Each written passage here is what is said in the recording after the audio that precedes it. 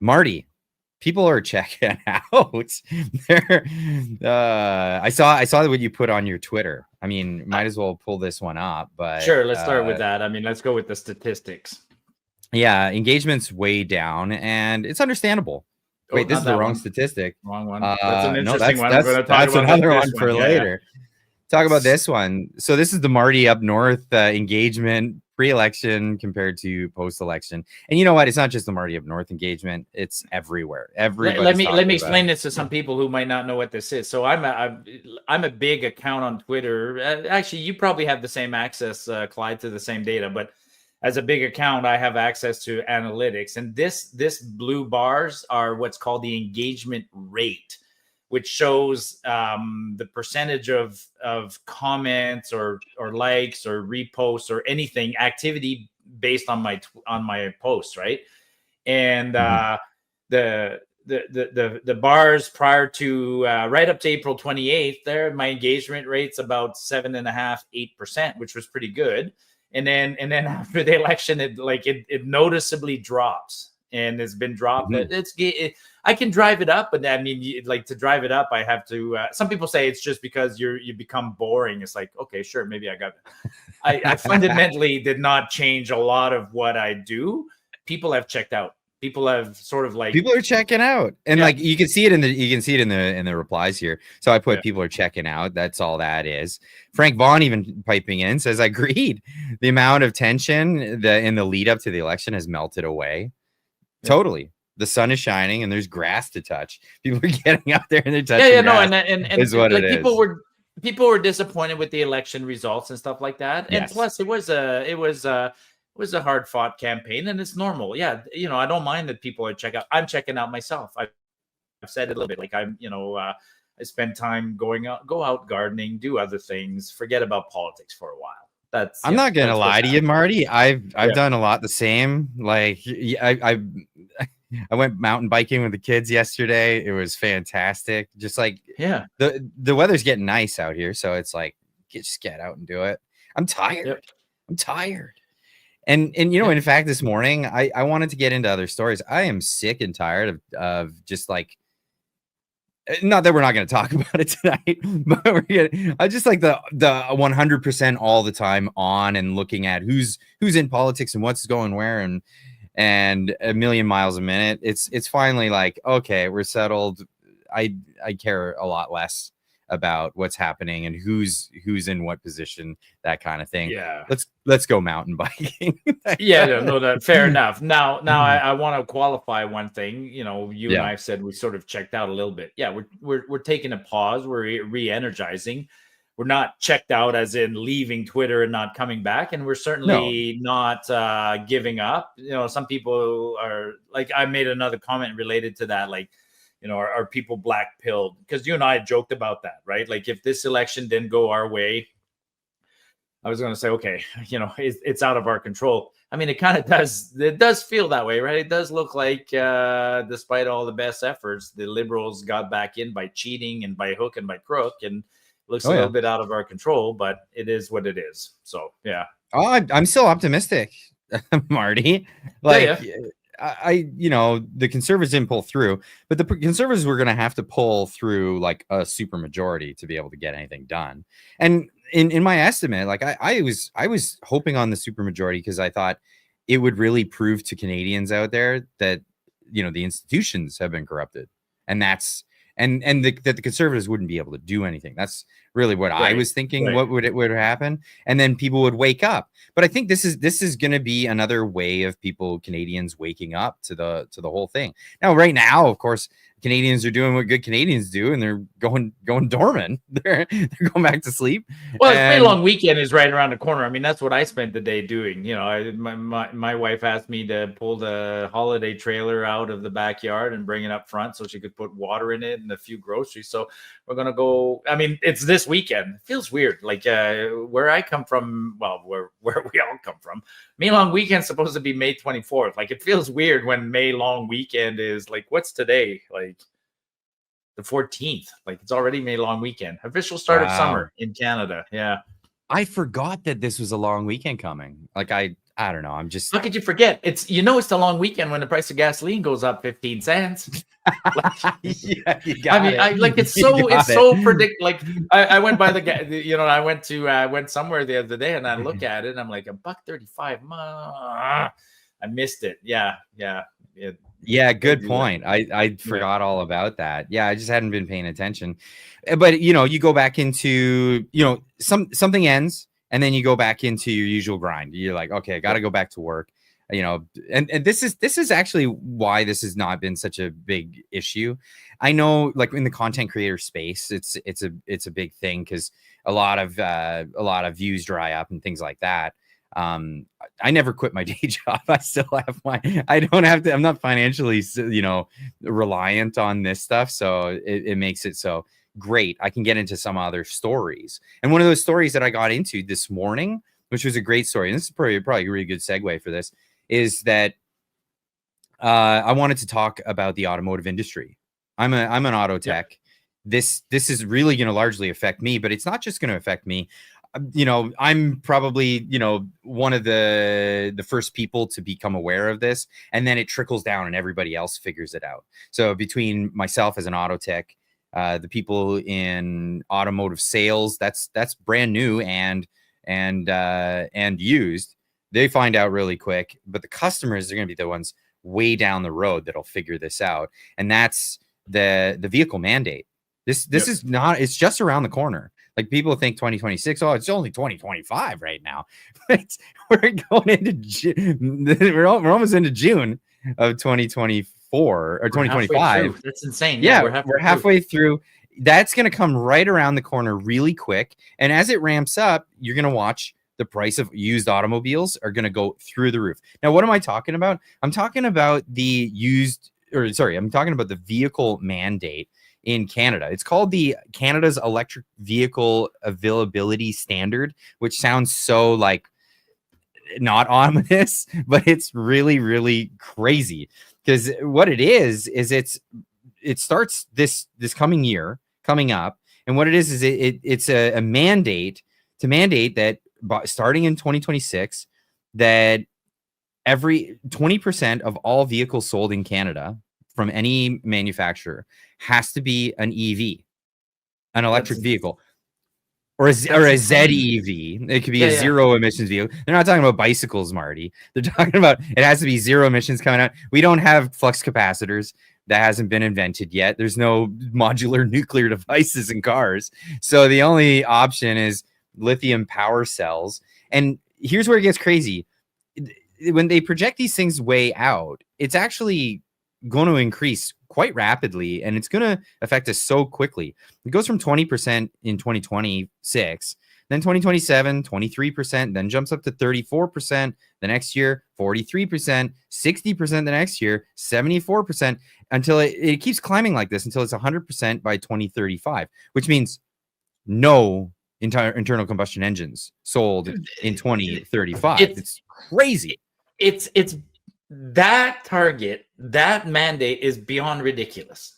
Like, okay, I'm going by I can't just go by numbers. I need you to find this. So let me talk about this, but behind the scenes, look up, type in the Daily Stats Canada. So look up something called the Daily for Stats Canada. And so for people listening, Statistics Canada is a great organization. They do nice work. They publish a shit ton of data. And every morning, there's a little website called The Daily that belongs to Stats Canada. And on there, they publish a couple of stories. Right, bingo. So now go down there to the Daily. Oh, you're not on the Daily page. Or is that the... Yeah, okay. This is from Stats Can. I don't know. No homepage. Oh, right there. Sorry, top. Hit the Daily. Go up again there. Hit the Daily. There you go. Yeah, that's what I clicked on, and this is where I'm at. Yeah. Okay, go to articles then. Just go to articles, and hopefully it brings up today's articles.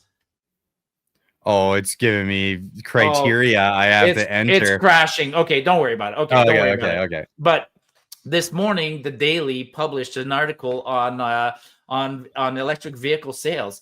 electric vehicle sales dropped 44% year over year.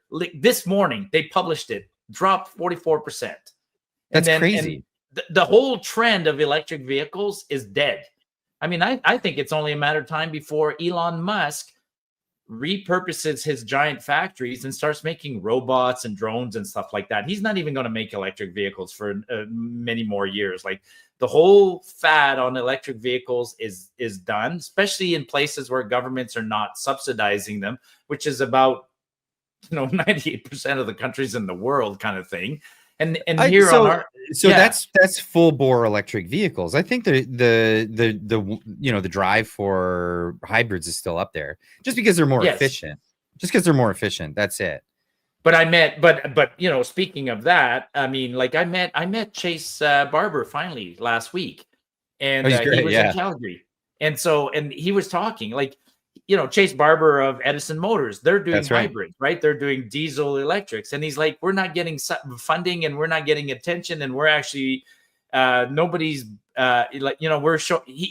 his latest truck saves 35% in fuel costs and emissions, and the government is telling us it's not good enough. And he's doing like what I'm doing right now. He's pushing back to the government, going, your 100% target is nonsense, technologically speaking, and it's nonsense from an acceptance point of view. So back to that chart that you put up, the government wants us to buy EVs. Where are we going to buy them from? Like every day, even this week, Honda in Ontario, remember that $15 billion plant that they were going to build in Ontario to make electric. What did Honda announce today? They're putting it on hold. They announced that today. They announced that today. Oh, wow. Even after I did my video on this, because this was an article that came out with the Globe and the Mail just recently, a couple days ago. Canada's electric vehicle strategy has failed, and there's lessons to learn. Like one of the companies that was giving out, this Swedish company, I think it was, they were giving out money and they just went on. They went under. They took the money and went under. Volkswagens put it on hold. And you know what? It's crazy, because here's another one of those cases of like, Eastern Canada gets the sweet deal, the West gets the shaft. Because, didn't they put tariffs on China because they were trying to foster this industry in Ontario? And then China. Now I'm excited again, right? At the beginning of the show, we were talking about how we're checking out. You and I are not checking out, right? I mean, like, I'm checking out of the stupid stuff. Like, who's in politics? I don't know. I want the news. We'll bring Canadians back to the fact that Canada is still not a serious country, folks. Like, you've elected the Liberals. It's only a matter of time before people wake up and go, and get that whole buyer's remorse, right? Like, oh my God, we re-elected the Liberals. You're going to get more of the same shit. Like, in fact, they're going to double down on some of it, because they, like Carney today said, I got a strong mandate from Canadians. I'm like, a strong mandate from Canadians? You have a minority government, dude. Like, and he said, I have a strong mandate from Canadians. Stephen Guilbeault got interviewed today. He still thinks he's the environment minister. Like, oh boy. Well, like, apparently that's the culture in Canada, right? Because that's what his minister. He's the minister of culture. What? Why do we have? So Justin Trudeau, he changed it in 2015 from the minister of the environment to the minister of environment and climate change. Right. Why did they? Because he said that we don't have a culture. Why didn't he just get rid of the Ministry of Culture? But instead, that's the ministry that takes care of the CRTC, they have jurisdiction over that stuff.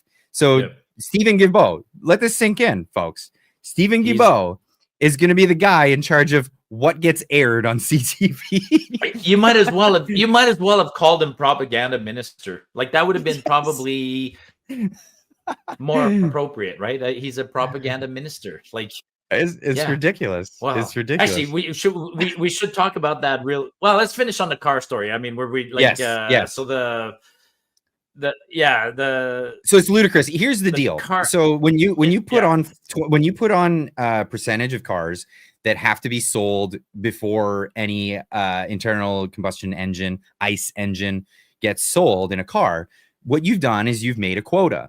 So the vehicle manufacturers have to first sell this many electric cars before they're allowed to sell any internally combustion engine cars on the market. So what they're going to do is they're going to put out is big feelers to get out pre-sales as much as they possibly can in Canada. Those pre-sales will determine how many new automobiles they'll be able to sell in Canada. We all know how quota systems work. They're trash. It'll end up that a handful of people will get cars. The automotive industry in Canada will plummet, and the used market will explode, making cars astronomically unavailable and expensive.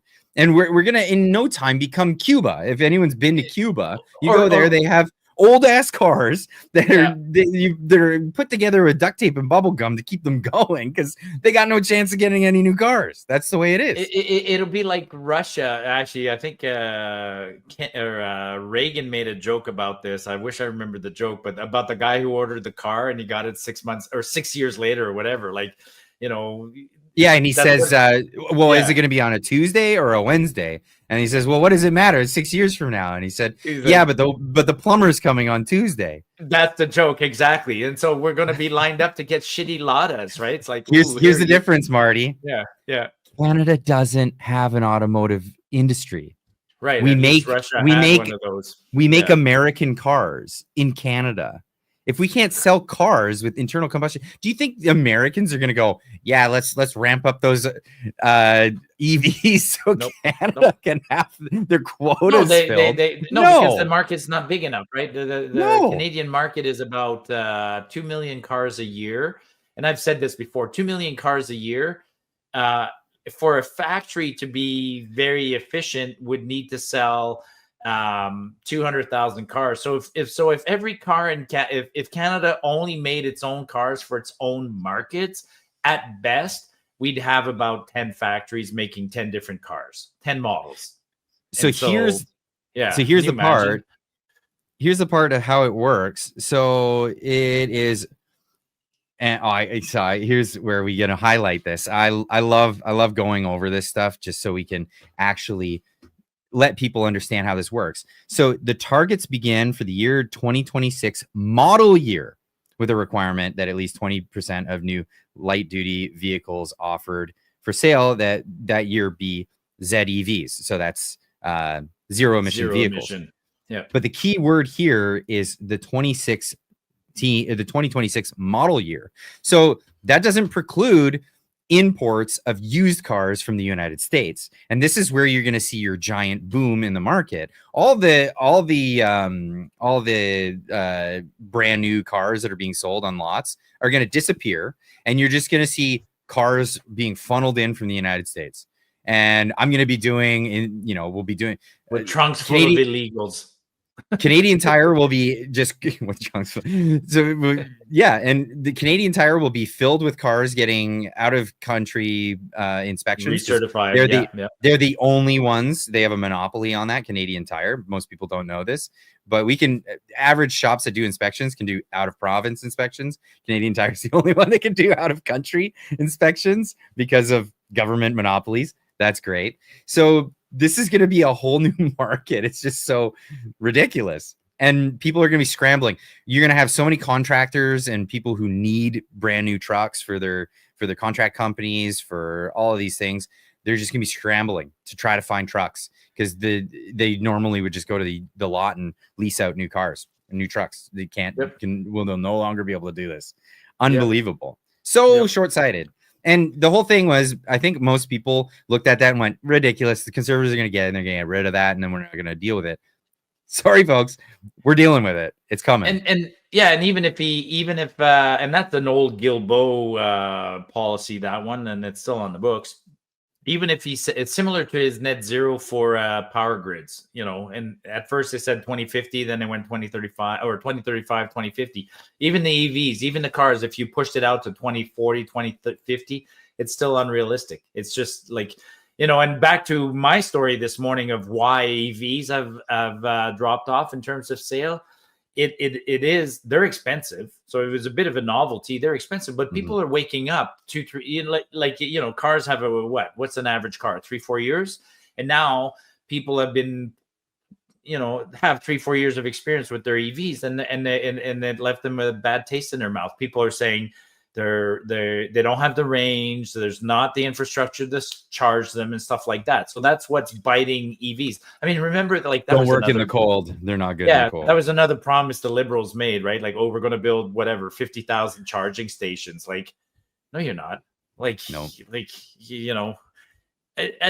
is it me, or like I do see charging stations. I take pictures whenever I see them because they're so rare. Where I live, they're rare, right? So if I show up in a mall or in front of a library, they're always in front of a library. Again, like, why are green stations associated with libraries? Like, when's the last time I live in a sea to sky, so yeah.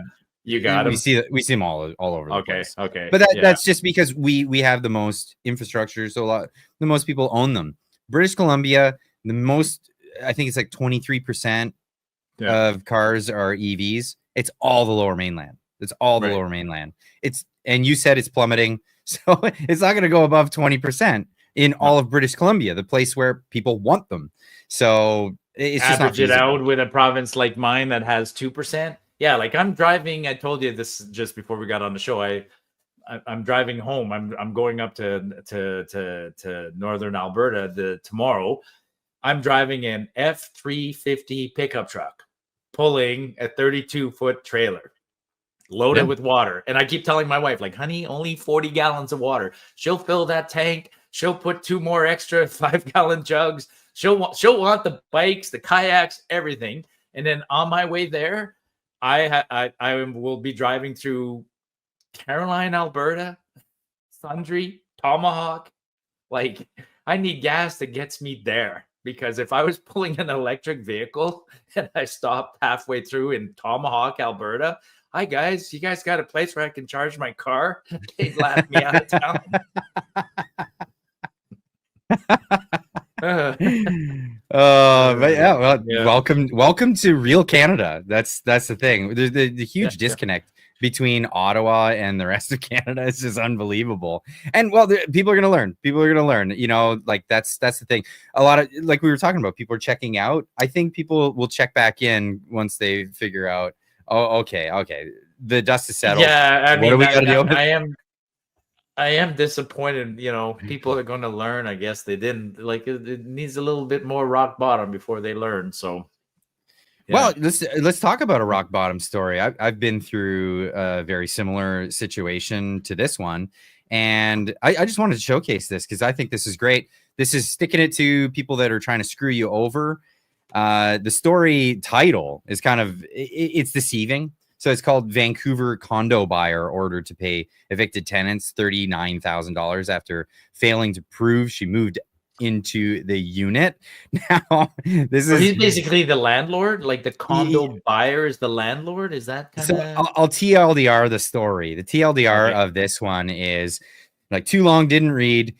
It's not a condo buyer. It's someone who bought a condo that had tenants in it and then wanted to kick out the tenants. They wanted to kick out the tenants. They said on the eviction notice, which only at the time was 2 months to evict them. Same thing I went through. Yeah, that's your story, basically. That's my story. And except it wasn't a new buyer. In my story, it was the same landlord. But this new buyer bought the place and said they wanted to move in, but didn't move in. And I think later went to rent it to another person. They just wanted to make more money. That's what it was. At the end of the day. So the person took the landlord to the landlord-tenant board, which is the process for all of this stuff, and said, you didn't move in. Like, you kicked us out, but you didn't move in, and you have to prove that you've moved in if I challenge that. And they did not prove that they moved in. In fact, they didn't move in. And so they were awarded $39,000, which was their rent for a year. Wow. On a place that was like $36,000 something a year. Yeah, that's like $3,000 a month, man. That's a lot. Yeah, it's a lot of money, right? So I think it's like $32,000 a month. Now, what ended up happening was the tenant board awarded them, because this is the standard protocol. If you bad faith evict somebody, and bad faith being you said it was for this cause, and that was the justification for the eviction, and then you lied, then you owe the tenant a year's rent. That's how it goes. Now, in this particular case, the landlord went to appeal, and the appeal process went all the way to the Supreme Court of British Columbia, all the way to the top. And the Supreme Court of British Columbia, they held the case. They said, no, this is apt. You did not, because they tried to go semantics on what occupying those are good rules. I mean, I took, I'm not in favor of things like rent control, but I'm in favor of rules and contracts. Yes. Yeah. I mean, you went through that. Like, did you ever find out, like, the guy, if I remember correctly, the guy basically wanted you out because he claimed he was going to move into himself, right? Or was he renovating your guy? My guy said he had a personal situation and he has to move in. Yeah. And never did. Left the place empty for 6 months. You know for a fact he never did then. I know for a fact, and I have evidence. But suing is so expensive, right? I mean, it's time consuming, and you could waste money, and it's winnable, but it's time consuming. Yeah, some cases are worth it, pursuing. And so my case was very similar, and the guy, listed the place for 3 times the price after a 6-month waiting period, and then eventually got a tenant after almost a year. So similar scenario. I wanted to put this one out there because I want people to know if you got screwed over by a landlord, because landlords get screwed over by tenants too. Like there are protections for both sides, but there are rules and contracts. If you say you're gonna move, you're a landlord, and you say you're gonna move into a place, you better move in, because there's consequences for your actions if you kick someone out of a home.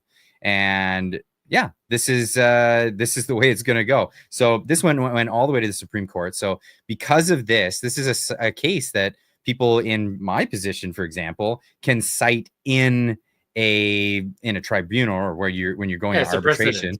It's a precedent. So you can cite this one. It's a good case. So if it happens to anyone in the audience, know that you do have rights, and contracts are contracts. If they're broken and in bad faith, you've got recourse. So especially in this housing market today, just insane. It's insane. I mean, personally, my rent went up by $20,000 this year, an increase of $20,000. And you'd been there 10 years in the place before that. So that's right.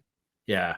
No, it's but unfortunately, I know, like, they've made it, we call it lawfare, right? They've made it hard for Canadians to enforce their rights.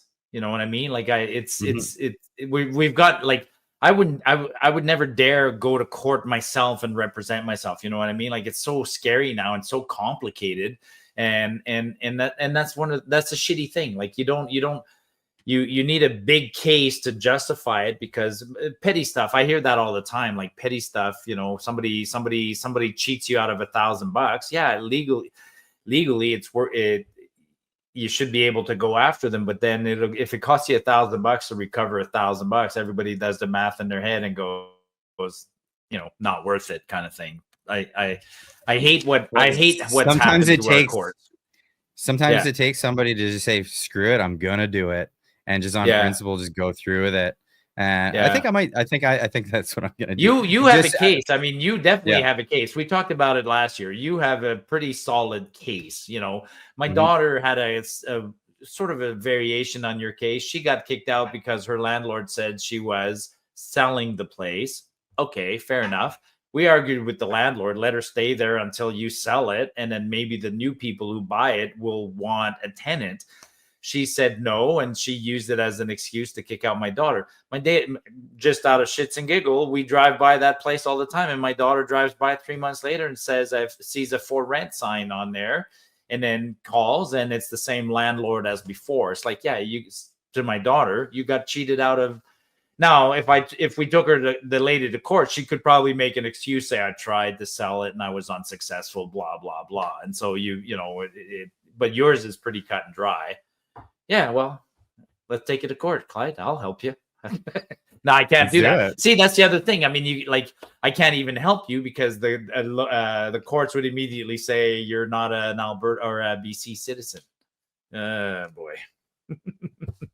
Well, we'll see where it goes. We'll see where it goes. But yeah, this is the thing. If you gotta sometimes stick up for yourself and do things, because this is the big ask. Now, there are other cases all across Canada where people are like, okay, do I take this on? Do I go after this? And there's one in the elections right now.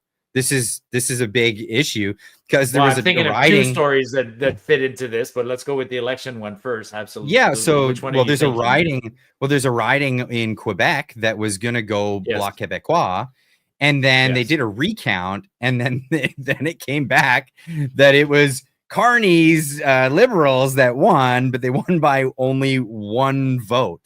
One single vote won this riding, giving the Liberals 170 seats in the House of Commons. There's a lot to unpack here. Like I want to unpack this one. First off, let's start with the recount. In this recount, they not only did they recount, but they found missing ballots. Okay, like it's okay if they counted and said, we counted 200 at first and then we recounted and there's 201. That's fine. I get that. But when you recount and you find like, oh, look, we also found this box of missing ballots. I'm like, wow, okay, that's the first shitty part. And yeah, there it is. Like they found how many ballots more? Like it was 11. They found 11 new ballots. Yeah, but then what was this? The stats are here. So the remanded put this out there. Notice 3. So May 1st, the total. So where is it? The calculations are. So they reconsidered a total of 63 ballots, plus amazingly added 11 ballots from where I don't know. Yeah. Where lost in translation, lost and found again, like the 822 in Coquitlam ? Yeah, it's real, just like shady. What's going on in Quebec? So at the end, look at that, folks. Like on the image on the right, Liberals 23,352, Bloc Québécois 23,351. Okay, so let's stay there for a second. So it flips to one vote. So the Liberals win by one vote. Okay, so one riding flips, and what happens when that riding flips? It almost gives Carney a majority, like almost, because now he's off by 2. He's off by 2. He's off by 2. So that's the first step. Now, did you see what happened to this story yesterday? So speaking of those mysterious ballots, some lady in Quebec has an unopened letter that she got a special ballot. She filled it out before the election. She mailed it to Elections Canada. Elections Canada send it back to her, or Canada Post send it back to her undeliverable. Okay, they couldn't deliver it to Elections Canada. Yeah, show her envelope. Don't show the story, but show her. Do you have her envelope? I'm sure it's down there. Anyways, it's during the story. So yeah, she puts it on the table. Some people there. Stop it there. Okay. So underneath there, the envelope, the it looks like a sticker with the address that says Elections Canada. It's got the wrong address. Okay, it's got the wrong address to the Elections Canada office. She didn't put that sticker on there. She's using a self-addressed envelope that was provided to her by Elections Canada. So Elections Canada gave her an envelope with the wrong address. Not just her, but everybody who got a mail-in ballot in this riding got the wrong address. Now, and Elections Canada is aware of this one and several others like it, and they're like, well, it's too bad. We're still not adding them to the recount. Like, how exactly? Like, how? Like, this is nuts, man. Like, it's postmarked the right time. It's dated. She did everything by the book. She sent it in. They gave her the wrong address.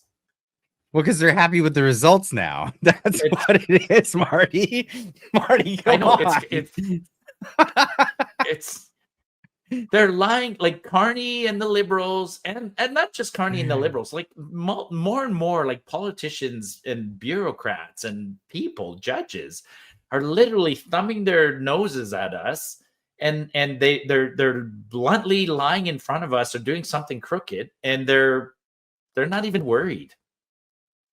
Like but back to your point. So I hope the Bloc Québécois does something. I hope they launch a lawsuit. I don't know. Like I know if I was the candidate, I'd be furious. But I hate to say this, behind the scenes, some of the people say, why aren't they fighting harder? Because that candidate for the Bloc Québécois who just lost probably got a. I'm making up. I'm stipulating here, but maybe somebody from the Liberals knocked on their door and said, "Hey, listen, why are you fighting this? Here's $20,000, whatever." Like, and people go, "Marty, it doesn't work that way." Oh, does it not work that way? That's exactly how it works. Like, I don't know. This is the thing. I love to bring this up because people will say like, oh, this other country in the world super corrupt and all these other places are corrupt. I was talking with this with a guy I used to do business with this week. I met up with him and he was like, yeah, well, if things get worse, you'd always go to, I don't know, the Philippines or this place or that place. He's familiar with the Philippines because he's been there a bunch. And he's like, and we were talking about it. And it came to the conclusion, like both places are equally as corrupt. The difference between Canada and the Philippines is you have access to the corruption. That's just a normal person.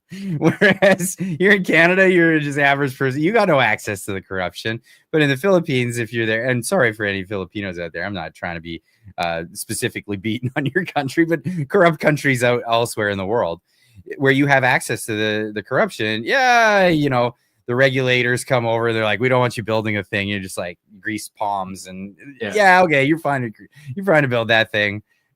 That's just how it works. It's funny though. Yeah. So just on that story, just bring up the other image that you at the top of my timeline on Twitter, the other one with the blue and the red little dots there. The other graph that I have, that one. Okay, so the thing that happened in Quebec caused me. I decided to do some investigating. So I downloaded the Elections Canada results for this year's election, and I sorted all the writings. I did the math to figure out how many ballots had been rejected in each writing, and I did it as a percentage. Okay, what percentage? And then I sorted them all from the writing with the highest number of rejected ballots down to the lowest, and then I was going through the list. I was like, holy shit, this is how I work, folks. I do math, I do some analysis, and then I let the data tell me something, right? And so the top 39 writings with rejected ballots were in Quebec. And then finally, number 40 was in Manitoba. And then I'm like, okay, this is fascinating. So then I plotted them on this scale here, like 1 to 343. These are all the writings plotted from west to east, kind of like I tried to duplicate the geography of Canada, right? Okay. So look at the blue dots. Those are all the writings in Quebec. So the number of rejected ballots in Quebec is like 2 to 3%. It's one order of magnitude higher than the rest of the country. That's insane. It's insane. And so, and then somebody says, what was the previous year? So I looked at the last election in 2021, and those are the little gray dots in the back, and they're just as bad. And people are like, what's going on with Quebec? I'm like, well, I have 3 theories. One is they don't know how to complete a ballot. Maybe, I don't know. They don't have to mark a circle. Number two, somebody said that this is potentially true. They have a history of spoiling their ballots because they're pissed off. So they don't like any of the candidates, especially in a federal election. They're separatists, and there's always a core group that just spoils their ballots. That's a valid one. But somebody else said no.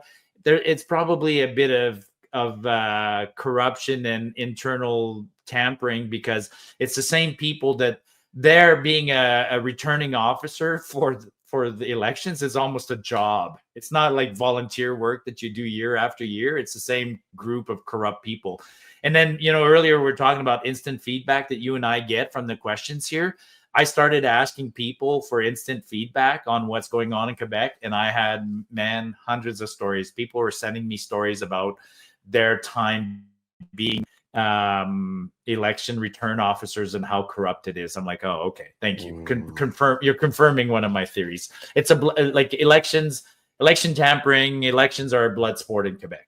It's just we here in Alberta, you guys in BC. Well, actually, this last provincial one in BC, you guys look like you had a lot of tampering.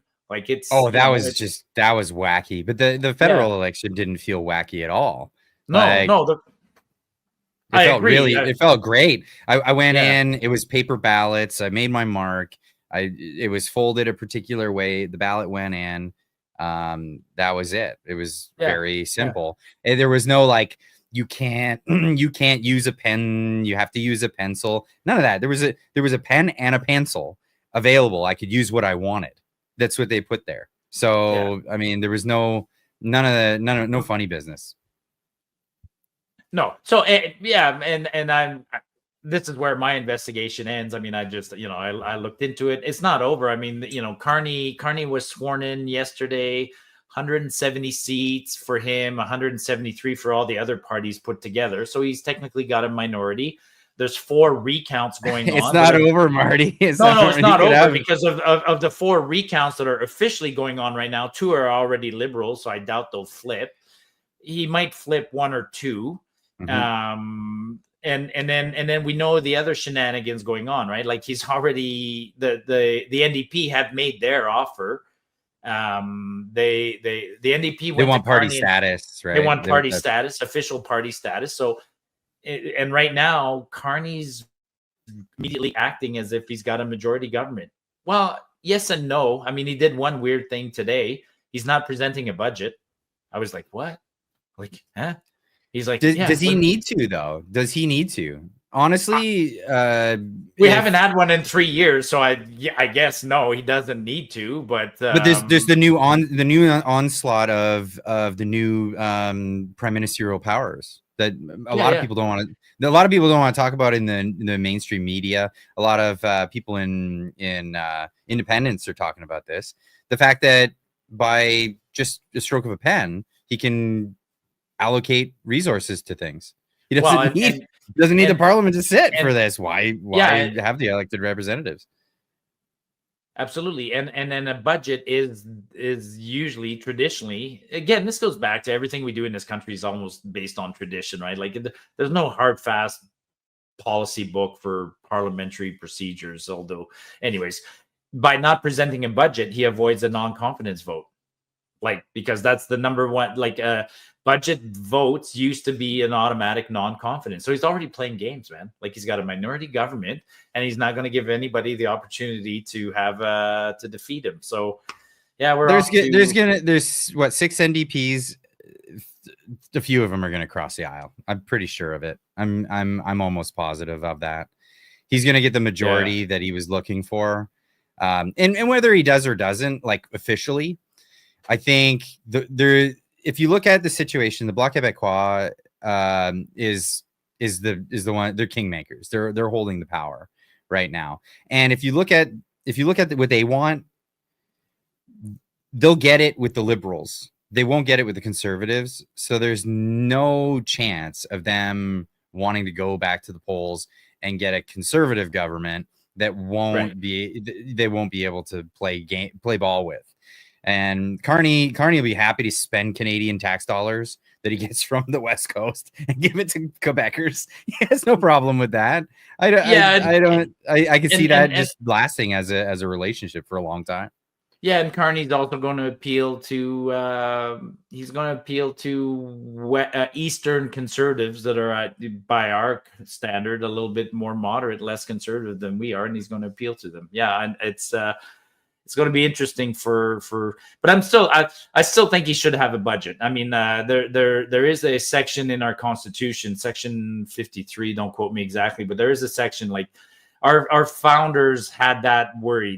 They always said that spending money needed to be approved by the House of Commons. That was like one of the rare protective measures they put in there. You know, the expression "no taxation without representation, no spending without representation." Like, the whole idea is that any spending should be discussed in the House of Commons. I mean, we'll see how it goes. Well, you know where we're going to see some pressure, I think, in the next little while is the economic pressure. You can't get away from that. So this government that is in power now, and they're going to be taking their seats pretty soon, they're going to have to answer to the fact to Canadians why things aren't getting better. And I don't anticipate things getting better at all under the Liberals. And I didn't anticipate things getting better under the Conservatives, except the fact that they would eventually get better under the, the measures of the Conservatives. The immediate, like, once you start doing the right thing, immediately it doesn't take effect. But we've got some serious woes. Some of their promises are so big. I'm not going to let up on them. Like, I'm going to publish a graph every month going, okay, you promised 500,000 homes in a year. What is that? That's 48,000 every 45,000 every month. So every month when I'll put out a graph saying how many houses have the Liberals built, I'm pretty sure it'll be pretty slim. What else did they promise? I'm going to keep an eye on immigration. I mean, immigration hasn't slowed down. Well, you heard that again last week. He's like, we're going to cap it at 5% or at 2 million. 2 million people? That's your cap? 2 million people a year? Like, that's 5% of the population, folks. Like, that's untenable. You can't do it. You can't do it. Like, yeah. And then we'll keep an eye. But you know what? It keeps the prices. It keeps the prices of houses high. And here we are. Canadian real estate prices climb the most in 9 months. This is Brookfield's report. Hey, Brookfield's. Hey, who are they? They're happy about it. Yeah. Never heard of those guys, right? But they're stoked about that. Meanwhile, people are losing a lot of money in equity. Like, this is no joke. Some houses are climbing. Other markets are just staying stagnant. There's high inventories. People are not buying or selling. And some people in Ontario, they're selling their houses at tremendous losses. Like, this is a reality. This is like 08 level US stuff. Like, as we started seeing the churning of the market as foreclosures started happening, these are giant losses. People are trying to get out of properties. This is Ottawa, Ontario, $400,000 loss on this sale. Cambridge, Ontario, $310,000 loss on this sale. Thorold, Ontario, $400,000 loss on this sale. This is not. Would that be? How familiar are you with Ontario? Where's Thorold? I don't know where Thorold is. I'm not sure where that is. Yeah, no. Hang on, let me see that one. So listed for $750 or $774, sold for $755. How do they know the loss was? Oh, maybe they know what it was bought for. Oh my God. Yeah. Holy shit. Is that what they bought it for? Holy shit, Clyde. 1.5. Yeah. Yeah, but this is what's happening. $1.5 million for that? Yes, this is crazy. I know. People are looking at the market and going, "What? Why would you pay that?" Don't come to British Columbia, Marty. Don't come to British Columbia. Clyde, you've seen my house, man. My house is not worth that. Like, I have a beautiful house and 5 acres. You have a beautiful house. That's insane. Don't come to British Columbia. I'm telling you, just don't. Wow. You've seen my town. You've seen my town. Yeah, your town's beautiful. I'm always scared to go to BC because I fall in love with the geography and the area. It's definitely not the government, but the area is gorgeous. Marty, I'm not kidding. Like, houses that were formerly it was a formal trailer park where they've reconverted it to, like, I don't know, they've made them homes and made them lots. Those are going for over $1 million. Jeez. Marty. Wartime houses that are going for 1.4. Like, it's crazy. They need that because we talked about this a couple of weeks ago.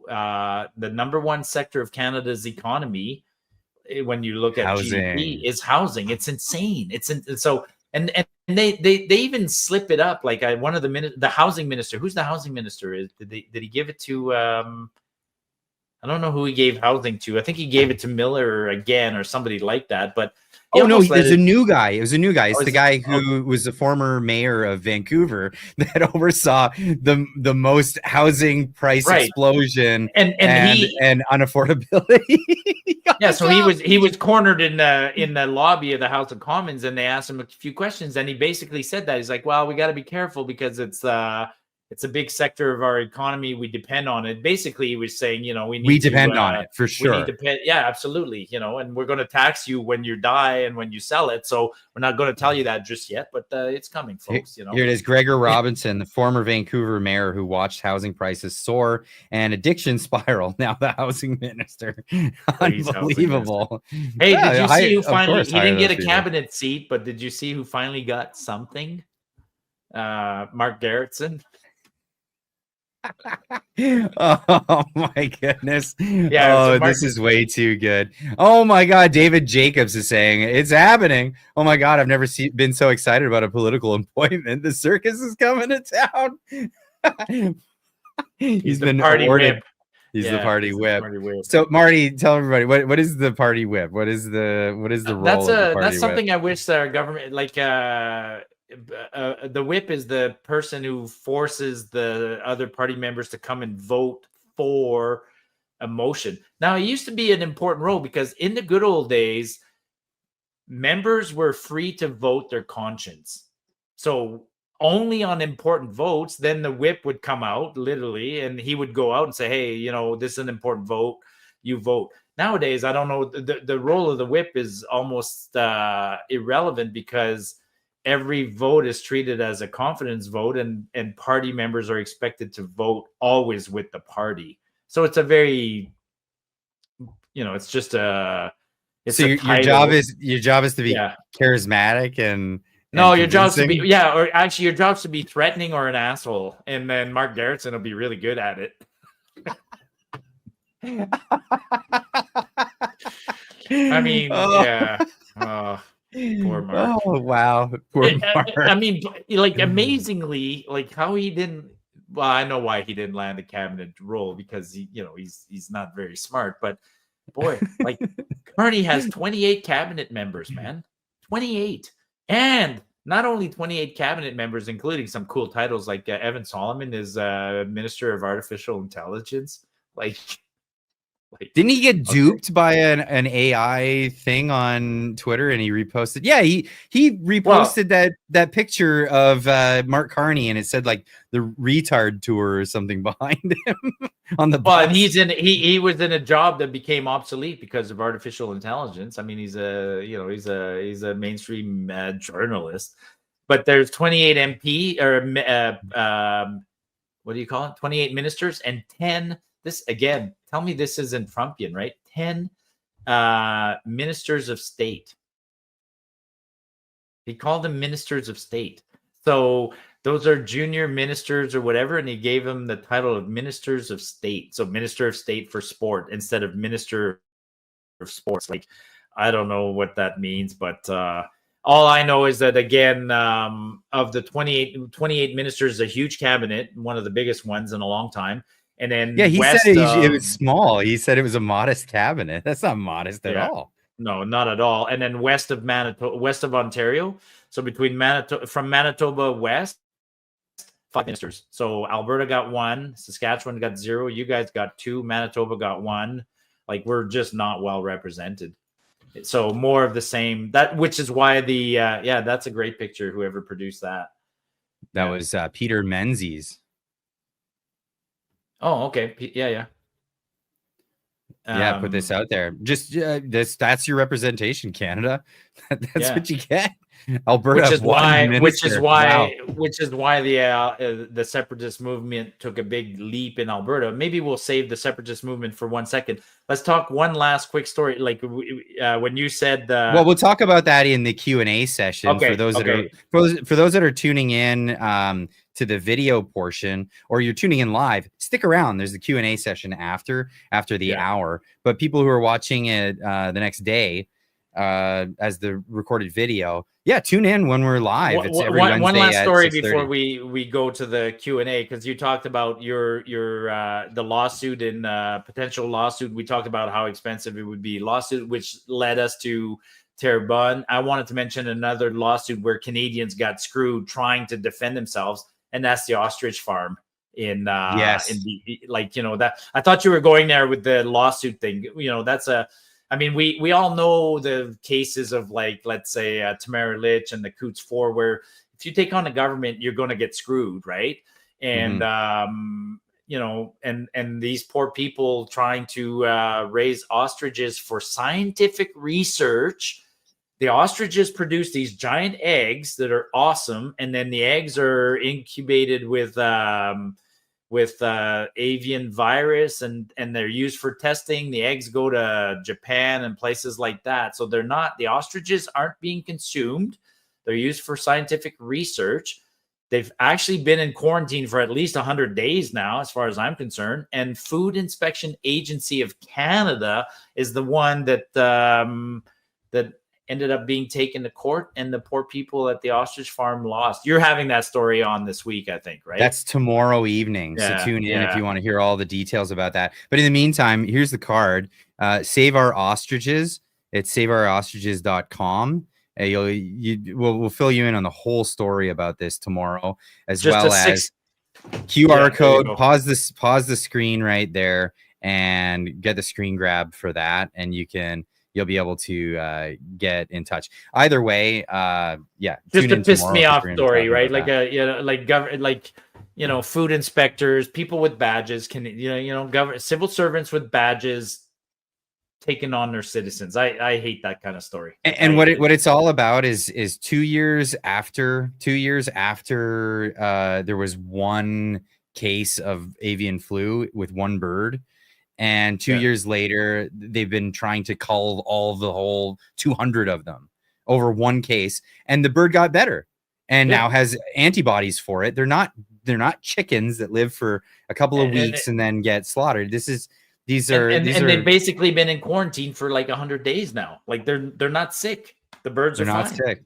They're not sick. Yeah, it's crazy. It's a crazy story. So yeah, definitely tune in for that tomorrow. And for those that are 400, 400. Why did I say 200? 400. Yeah, 400 healthy ostriches. So tune in tomorrow for that. We're going to go into the after stream. So this is don't stick around for that. But man, for that those hour that are went by watching, fast. We've been talking for an hour quick. already. That's insane. Way too quick. Marty, where can people find you? Marty Up North on Twitter or X, and Marty Up North on YouTube.